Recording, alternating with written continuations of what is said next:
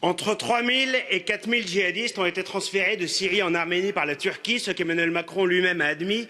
Des milliers de mercenaires islamistes coupables de crimes de guerre par Daesh, envoyés par Erdogan pour en commettre d'autres et poursuivre le génocide arménien perpétré il y a 80 ans par l'Empire ottoman.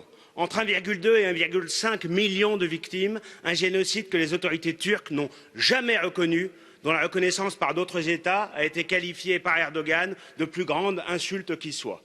Mais l'histoire n'est pas une insulte, une histoire qu'Erdogan voudrait pourtant réécrire, puisque toutes ces manœuvres convergent vers un seul but, reconstituer l'Empire ottoman, retrouver le rôle de leader du monde islamique sunnite qu'avait la Turquie au temps du califat, un projet qu'il assume, y compris dans ses vidéos officielles de propagande. Les actions militaires en Syrie et en Libye, la proximité à peine dissimulée avec l'État islamique, l'orchestration d'une véritable invasion migratoire en Grèce, la destruction des églises en Anatolie, les pirateries sur les ressources chypriotes en Méditerranée, la transformation de la basilique Sainte-Sophie en mosquée et maintenant l'incursion sur le territoire arménien, le plus vieux pays chrétien du monde. Tous les actes d'Erdogan signent cette aspiration néo-ottomane. Et pendant ce temps, le Conseil a un goût prononcé pour la litote. Dans ses conclusions du 2 octobre, il annonce condamner fermement les violations des droits souverains de la République de Chypre qui doivent cesser.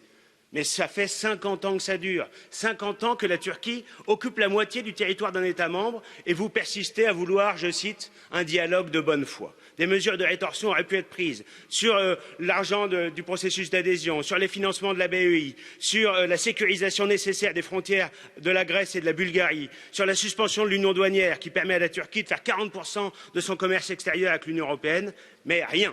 Rien, l'Europe a peur de la Turquie et la réponse est tragique. Le Conseil a une nouvelle fois cédé à ce racket permanent. Il nous rappelle Balzac disant que la résignation est un suicide quotidien.